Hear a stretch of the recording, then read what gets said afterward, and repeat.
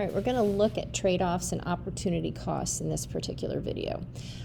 We know because of scarcity, this idea that we have unlimited wants and needs and limited resources, we have to make choices. We know that we weigh the cost and the benefit of every choice, pursuing our own self-interest, and we are rational decision makers. So, in economics, when they use the term trade-offs, what they're referring to are all the possible choices that you have available to you. So if you have $7 in your pocket, this is a list or a graphic of several different things that you could spend your $7 on. But that list could go on and on and on, and your list is going to be different than my list. So the trade-offs are all of these possible choices that you could make. The opportunity cost. Once you have made your choice, if you were to rank in order all the other choices that you could have, that next best alternative that you give up when you make a choice is your opportunity cost. So in this case, we're going to see that we bought a strawberry smoothie. So let's say that our second choice, because we went to the smoothie shop, when we got to the smoothie shop, we were trying to decide whether we wanted a strawberry or a kiwi smoothie. So we made the choice of buying the strawberry smoothie. The kiwi smoothie would then become our opportunity cost because it is the next best alternative that we give up when a choice is made. So there are many trade-offs, but there is only one opportunity cost. And think about it, cost is something that you give up. And this is saying by making a choice, you are giving up the opportunity to do something else. And that's kind of a review why there is no such thing as a free lunch, because we're always giving up the opportunity to do something. Economists often refer to this choice as a guns and butter decision.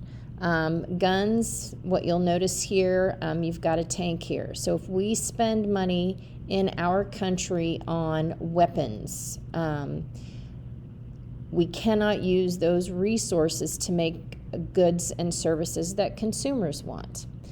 So guns really represent government spending, and in this case it would be government spending on military equipment, and butter would represent those items that we would rather have as consumers that have nothing to do with military equipment, and it could be all kinds of stuff, whether it's food or clothing or shelter. And so when we look at this famous speech that President Dwight Eisenhower gave, they often refer to this section of it as his guns and butter speech. And he said, every gun that is made, every warship launched, every rocket fired signifies in the final sense a theft from those who hunger and are not fed, those who are cold and not clothed. So what he's saying is because of scarcity and this idea that we have limited resources, when we use resources to make warships or military planes, rockets, guns, whatever it is, we give up the opportunity to feed people who are hungry, to put clothes on their back, to build hospitals, to build schools.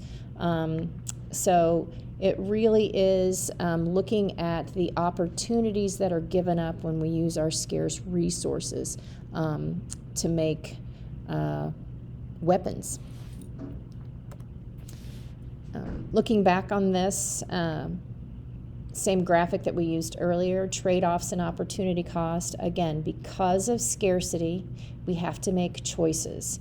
That list on the right-hand side, food, clothing, shelter, those are all your trade-offs, all right? And so if that was the order in which they were of importance, and food was number 1 and clothing 2 and shelter 3, if you purchased food or if you used your resources to produce food, that next best alternative, the second choice of clothing, would be your opportunity cost.